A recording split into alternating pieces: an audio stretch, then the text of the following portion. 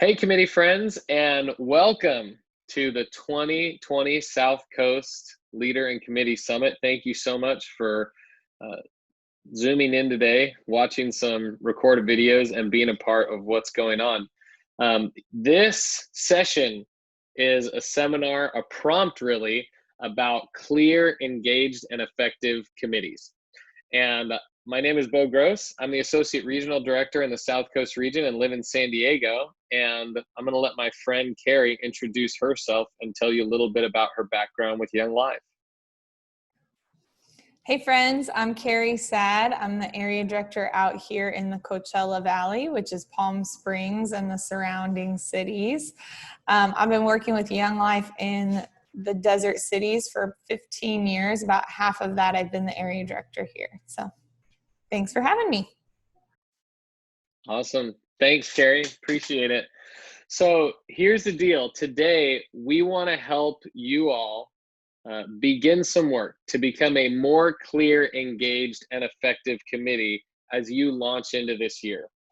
And so today, really, this is about moving from talking about having a perfect structure on a committee to talking about hopefully a productive process for you all to walk through.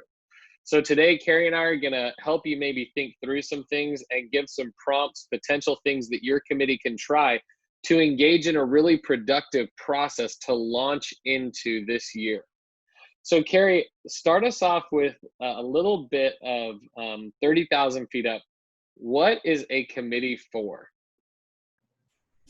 So my committee a few years ago sat down and wrote a mission statement for our committee that we feel like encompasses all that a committee should do. And we simply say that the role of a Young Life committee in an area is to develop and dedicate resources to enable our leaders to be able to effectively carry out the Young Life ministry in a given area. Okay, that was so good that I want you to say it again. Exactly as I said it before. All right, so we believe that the role of a Young Life committee is to develop and dedicate resources to enable our leaders to carry out the ministry of Young Life in their given area. Awesome. Thank you. I think it's so cool because for all of you committee folks who are watching this, I want you to realize how powerful it is what you're doing.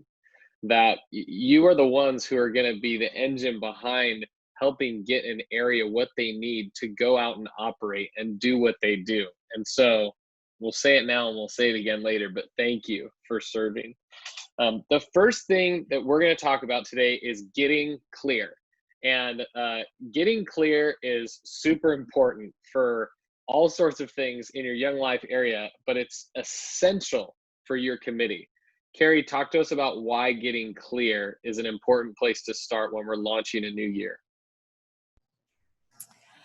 I think the biggest thing is when you're clear, then you actually will get there, right? You've heard all of those phrases. If you don't know where you're going, you will go nowhere.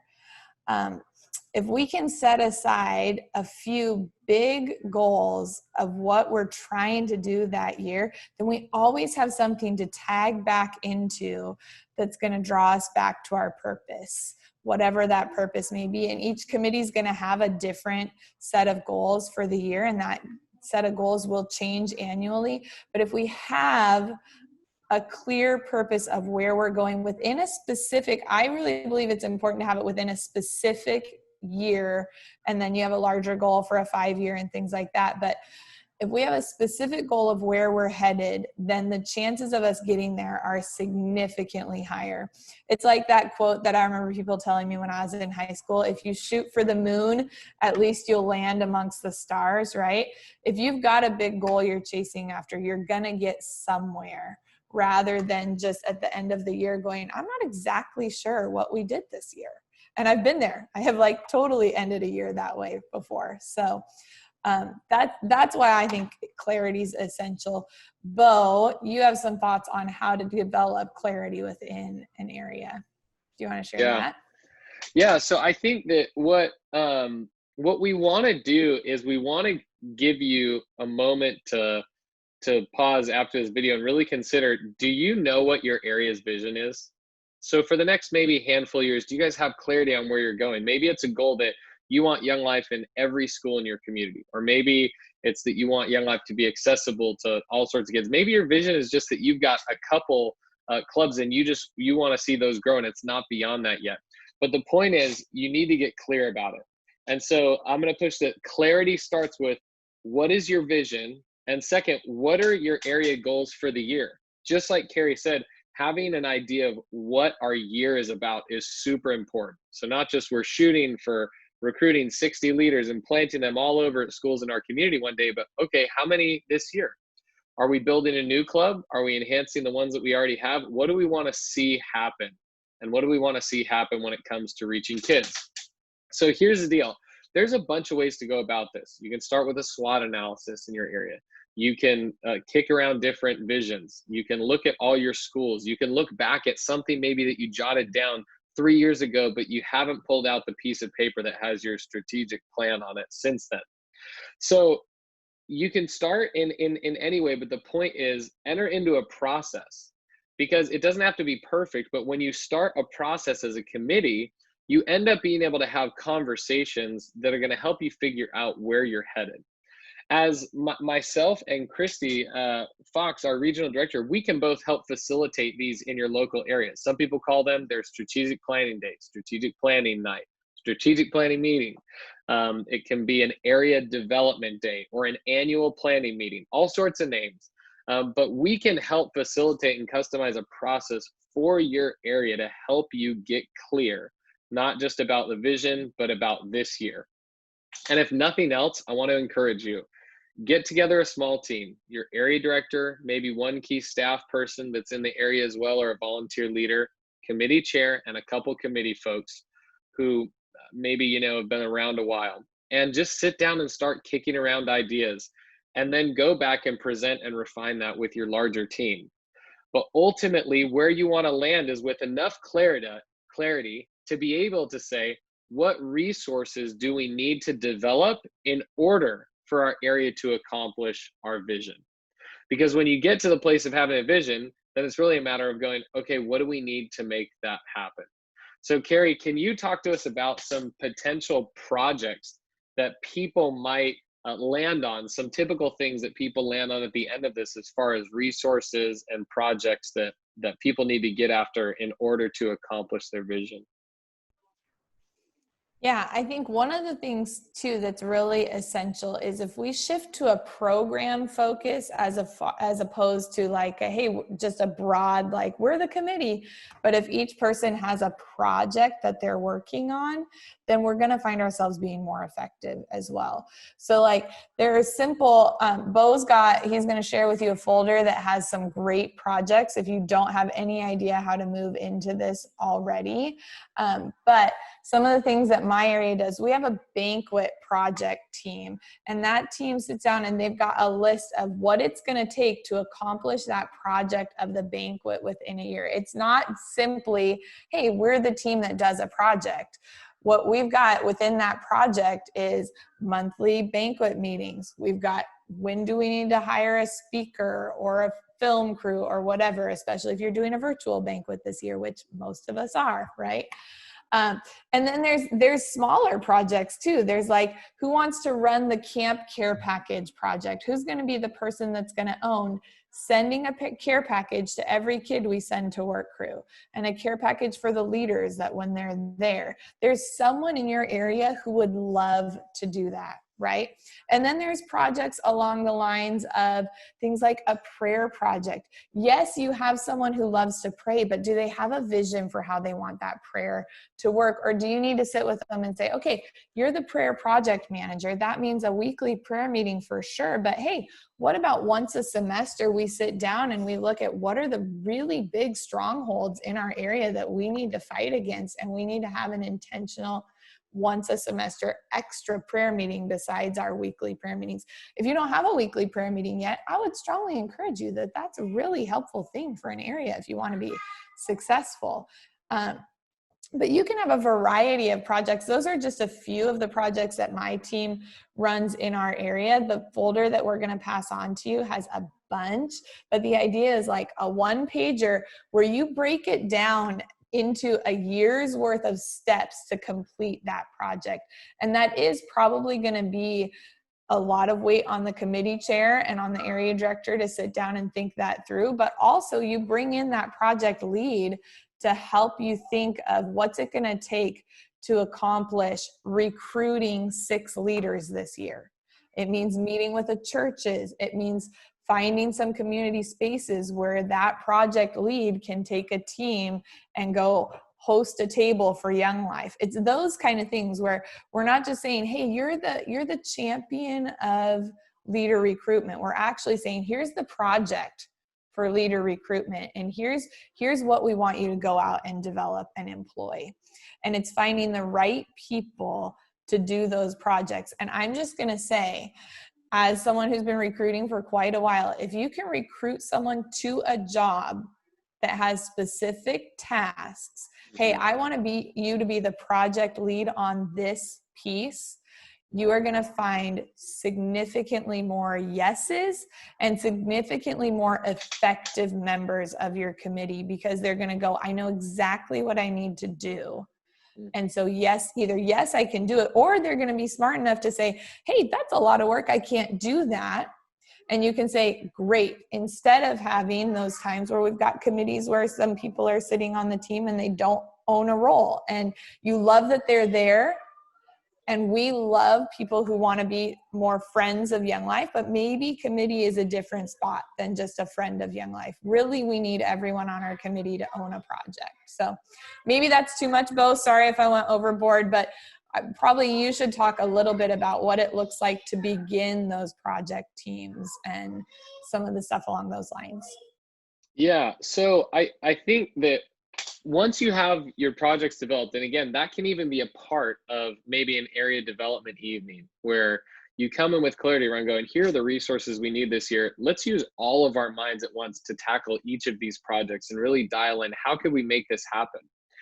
But then the next thing, after you get clear about your vision and what you want for the year, and then after you get clear about the resources needed, you need to get clear about the people on your team.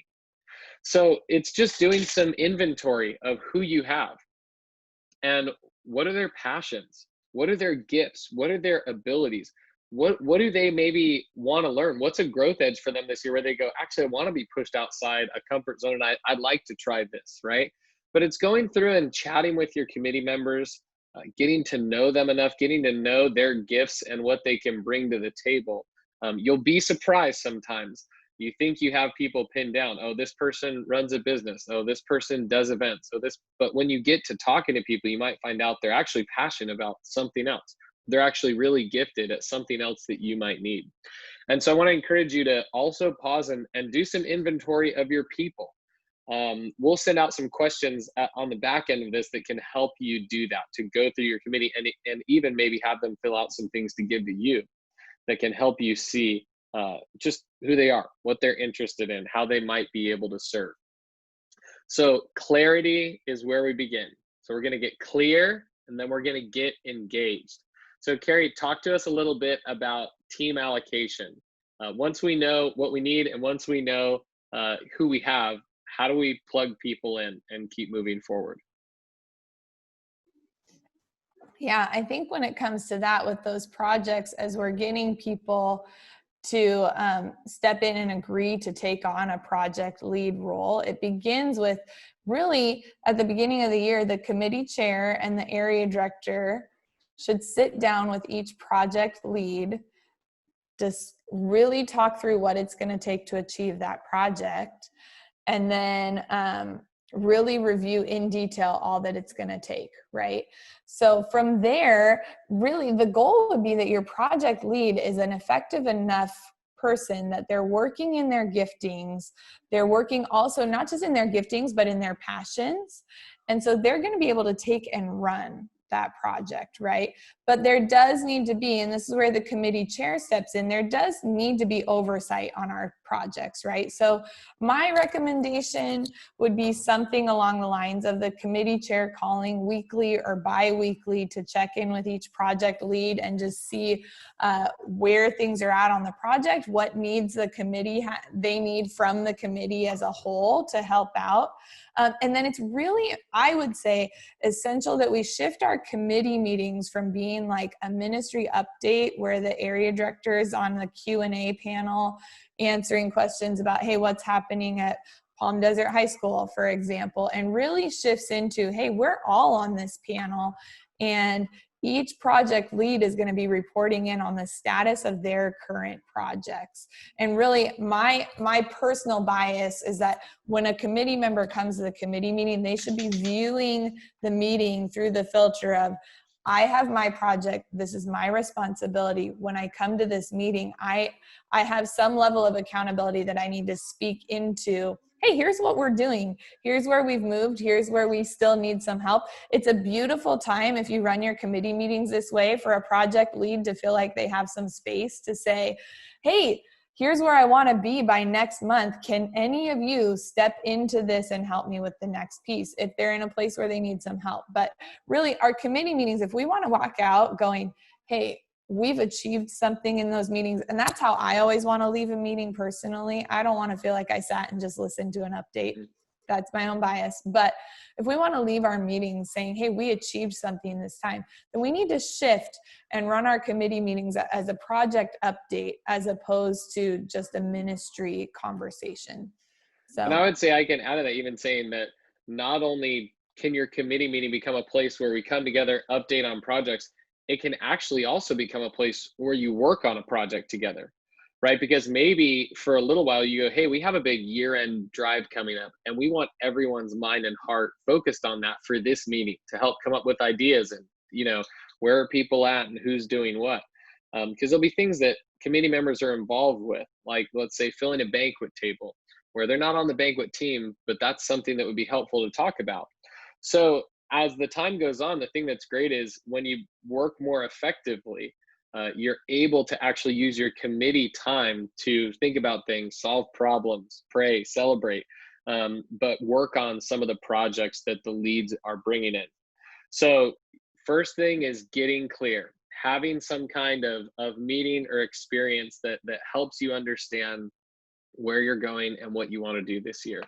The second thing is, what are the projects that people need to tackle in order to get the resources needed to accomplish the vision? And then it's people inventory. Who do we have? And then, like Kerrie said, plugging the people in and beginning well, right? Having that area director, committee chair sit down one-on-one, walk through detail. Hey, here's what we need from you.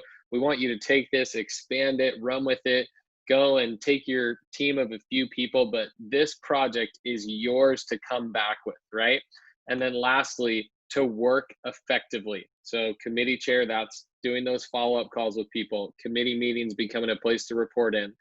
And then this is really what we want to leave you with at the end here is, what is your next faithful step as a committee? This is one of my favorite questions, period, when it comes to making stuff happen. What is your next faithful step? So for you all now, we want you to take some time and break out and ask that question of going, do we know our vision, or is that maybe our first step, or should we review it? Or is our next step to maybe do a people inventory of who we have and the types of things we need? Is our step to maybe take out some of the projects that we had in years past or roles and go, what do we really need folks to get done, and to actually invest the time as a committee to get clear about that? We want you to take the next chunk of time here and do that and go, what's our next faithful step? And then start taking step after step after step and getting that done. And the gift of that question is that for each of you on a committee, if you go back to that question time and time again, you're always going to be able to find what you need to do. So whether it's coming up with big vision, or filling a table at a banquet, or meeting with your area director to talk about what you need to do to care for leaders, or sitting down and scheduling the prayer meeting and recruiting in some friends to come and pray for the ministry, whatever it is, if you ask that question, keep taking the next faithful step. And then the resources and the things needed to support the vision that you all have for an area can come to fruition. So we're here to help. Love to be a resource for you. Again, we want to pitch this. It's not about having a perfect structure. It's about having process and about right now jumping into a process that helps you enter into some conversation and continue to get clear and engaged. So check out the folder. There's some stuff to follow this quick prompt that we did here so that you can start working and leaning into that. So we wish you the best. You're awesome. Thank you for serving in your role, and let us know how we can help, how we can be involved with you. Appreciate you. Thanks so much.